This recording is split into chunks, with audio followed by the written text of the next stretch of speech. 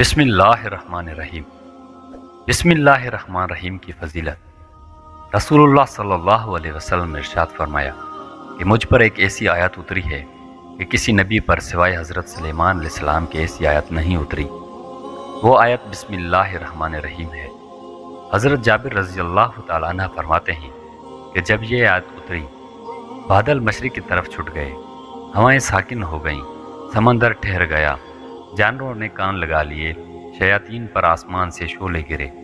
پروردگار عالم نے اپنی عزت و جلال کی قسم کھا کر فرمایا کہ جس چیز پر میرا نام یہ لیا جائے گا اس میں ضرور برکت ہوگی۔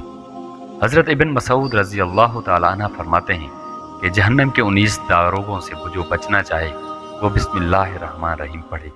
اس کے بھی 19 حروف ہیں، ہر حرف ہر فرشتے سے بچاؤ بن جائے گا۔ اسے ابن عطیہ نے بیان کیا ہے کہ اس کی تائید ایک حدیث سے بھی ہوتی ہے، جس میں ہے کہ میں نے 30 سے اوپر فرشتوں کو دیکھا کہ وہ جلدی کر رہے تھے۔ یہ حضور نے اس وقت فرمایا تھا جب ایک شخص نے ربنا ولک الحمد حمدن کثیرن طیبن مبارکن فیہا پڑھا تھا۔ اس میں بھی 30 سے اوپر حروف ہیں۔ اتنے ہی فرشتے اترے۔ اسی طرح بسم اللہ الرحمن الرحیم میں بھی 19 حروف ہیں اور وہاں فرشتوں کی تعداد بھی 19 ہے۔ مسند احمد میں بھی حضرت صلی اللہ علیہ وسلم کی سواری پر آپ کے پیچھے جو صحابی سوار تھے ان کا بیان ہے کہ حضور اکرم صلی اللہ علیہ وسلم کی اونٹنی ذرا پھسلی تو میں نے کہا کہ شیطان کا ستیہ ناس ہو۔ آپ نے فرمایا یہ نہ کہو، اس سے شیطان پھولتا ہے اور خیال کرتا ہے کہ اگر گویا اس نے اپنی قوت سے گرایا ہوا۔ بسم اللہ کہنے سے وہاں وہ مکھی کی طرح ذلیل پست ہو جاتا ہے۔ ایک حدیث میں ہے کہ جس کام کو بسم اللہ الرحمن الرحیم سے شروع نہ کیا جائے وہ بے برکت ہوتا ہے۔ ہر قابل ذکر کام کو بسم اللہ سے شروع کرنا ان اسلامی شاعر میں سے ہے جن سے مسلمان پہچانا جاتا ہے۔ حضرت صلی اللہ علیہ وسلم کا ارشاد ہے، ہر وہ اہم کام جسے بسم اللہ سے شروع نہ کیا گیا ہو وہ ناقص اور ادھورا ہے۔ حضرت صلی اللہ علیہ وسلم کی سنت یہ ہے کہ ہر قابل ذکر کام سے پہلے بسم اللہ ضرور پڑھا کرتے تھے۔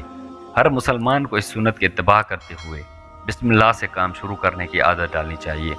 گھر میں داخل ہوتے وقت، گھر سے نکلتے وقت، سواری پر سوار ہوتے وقت، سواری سے اترتے وقت، بلکہ چلتے ہوئے سواری کو ٹھوکر لگ جائے یا خود اپنے آپ کو ٹھوکر لگ جائے تب مسجد میں داخل ہوتے وقت، مسجد سے نکلتے وقت، بلکہ بیت الخلاء میں داخل ہونے سے ذرا پہلے اور وہاں سے نکلنے کے فوراً بعد، کھانا کھاتے وقت، پانی پیتے وقت، کپڑے پہنتے وقت، جوتے پہنتے وقت، کوئی کتاب پڑھتے وقت، کوئی خط یا تحریر لکھتے وقت، اپنے روزگار کا کام شروع کرنے سے پہلے، کسی سے کوئی نیا معاملہ کرنے سے پہلے۔ اسی طرح خواتین جب کھانا پکانا شروع کریں تو اس وقت بسم اللہ پڑھیں۔ کھانے میں کوئی چیز ڈالیں تو بسم اللہ پڑھ کر ڈالیں۔ کھانا چننے کے لیے نکالیں تو بسم اللہ پڑھ کر نکالیں۔ کوئی کپڑا سینا بنانا شروع کریں تو بسم اللہ سے شروع کریں۔ بچے کو کپڑے پہنائیں تو بسم اللہ پڑھ کر پہنائیں اور اس کو بھی بسم اللہ پڑھنا سکھائیں۔ غرض اس طرح اپنے روزمرہ کے کاموں کو بسم اللہ سے شروع کرنا اپنے معاملات میں شامل کر لیا جائے تو ایک ایسا عمل ہے جس میں محنت اور دشواری کچھ نہیں، اور ذرا دھیان دینے سے انسان کے نامہ اعمال میں نیکیوں کا مسلسل اضافہ ہوتا رہتا ہے۔ بلکہ اس عمل کی برکت سے یہ سارے کام جو ظاہر و دنیا کا نظر آتے ہیں بذات خود عبادت بن جاتے ہیں۔ مومن بسم اللہ سے ہر کام کا آغاز کر کے گویا اس بات کا اعتراف کرتا ہے کہ اللہ تعالیٰ کی توفیق کے بغیر کسی کام تکمیل ممکن نہیں۔ اس اعتراف کے نتیجے میں اس کی دنیا سارے کام بھی دین کا ایک حصہ اور عبادت بن جاتے ہیں۔